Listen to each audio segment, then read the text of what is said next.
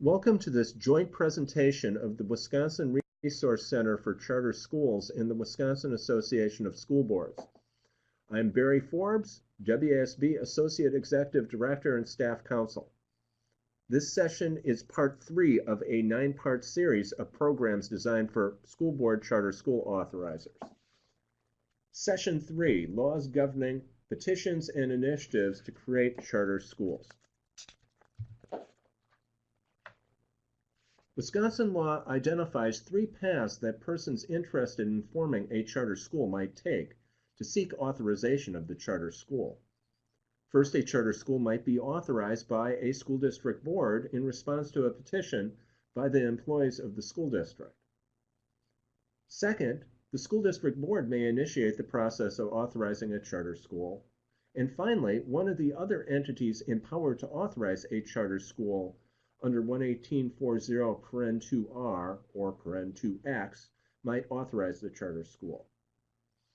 So if a group of parents wants to create a charter school, the first step might be to convince the employees of a school district to authorize the charter school or get the school board to initiate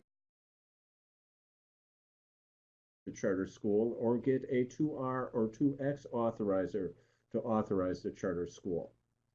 The remainder of this session will focus on school district charter school authorizations.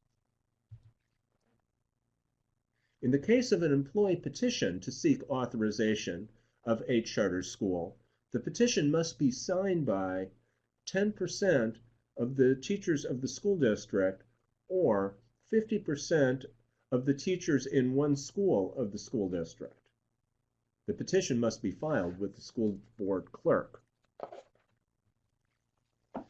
Wisconsin Statute Section 118.40(1)M identifies 15 different components of the charter application that must be included in the petition.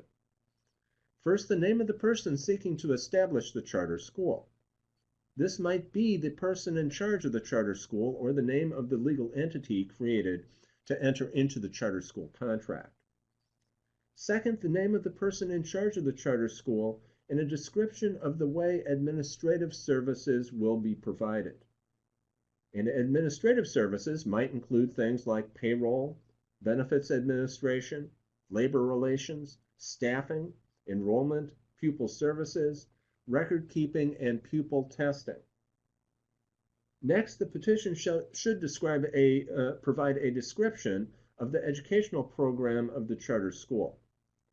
The petition should tell the authorizer how the charter school is different from the other educational programs of the school district.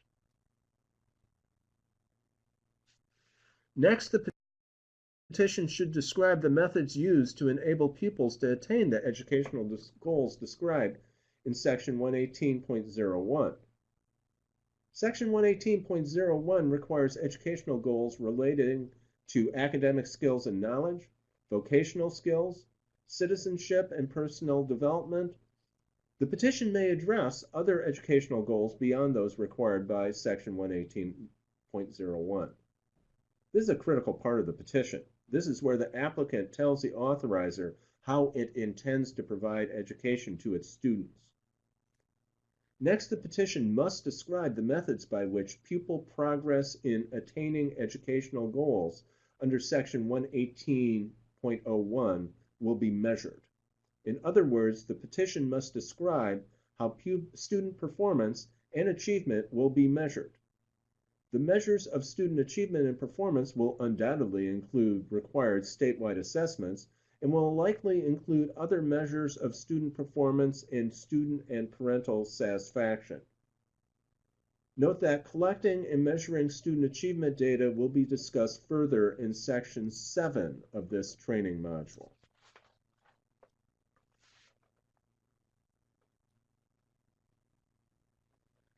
The petition must describe the governance structure of the school. The governance board must be a legal entity independent of the authorizer board.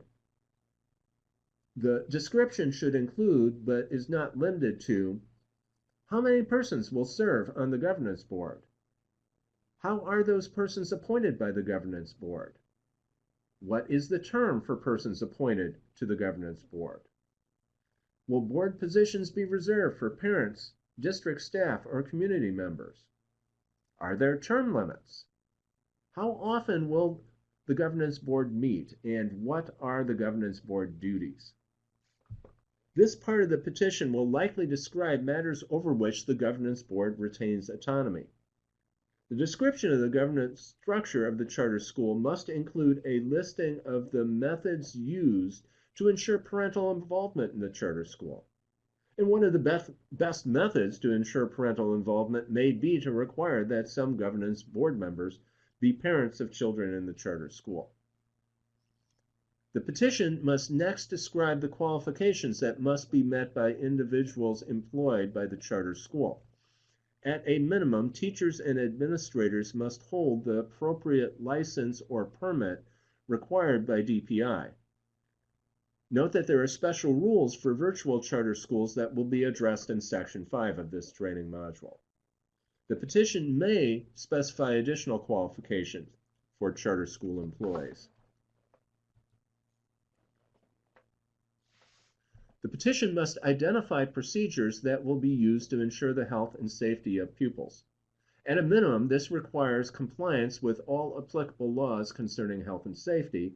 It may also require the charter school to follow school district policies or to create its own policies relating to health and safety. Next, the petition should identify the means by which the school will achieve a racial and ethnic balance among its pupils that is reflective of the school district population. This requires at a minimum that the charter school adopt a student non-discrimination policy and might also include other efforts such as marketing to seek out applications for underrepresented groups. The petition must list the requirements for admission to the charter school.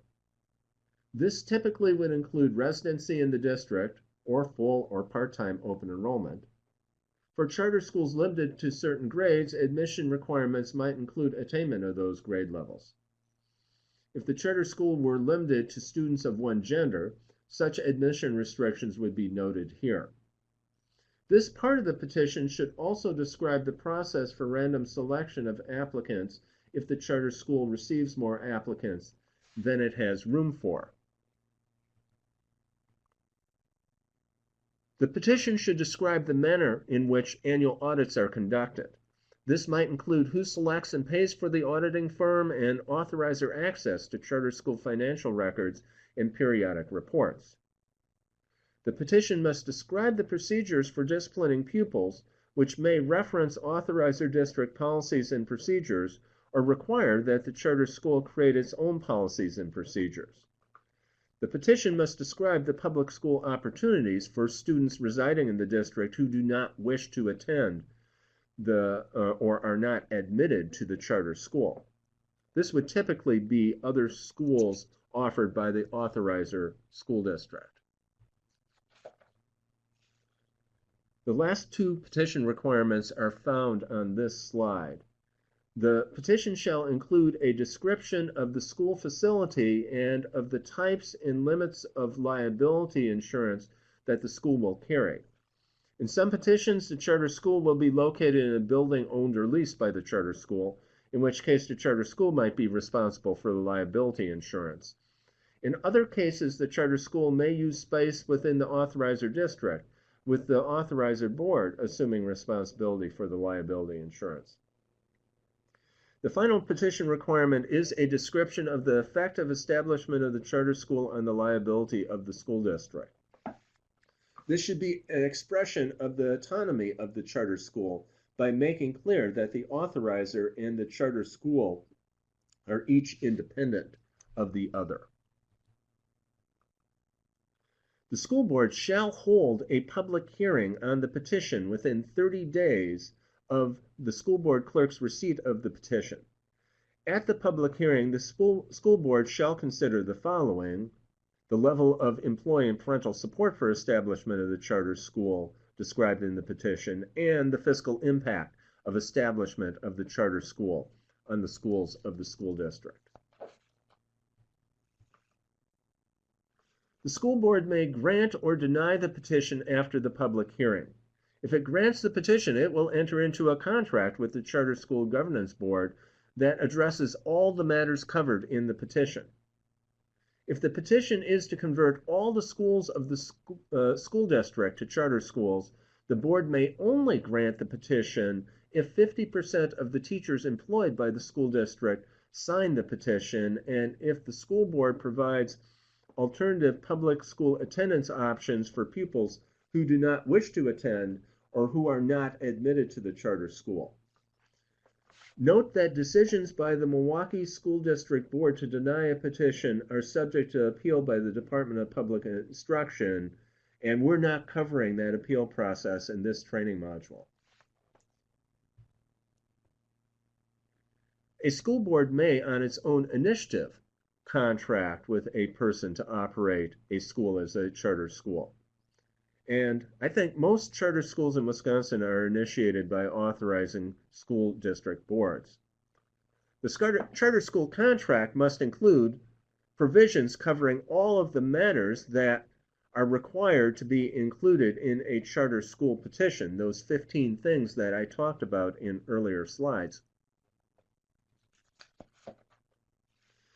If the school board intends to convert a private school into a charter school or create a charter school that is not an instrumentality of the school district, the board must hold a public hearing at least 30 days prior to entering into the charter school contract.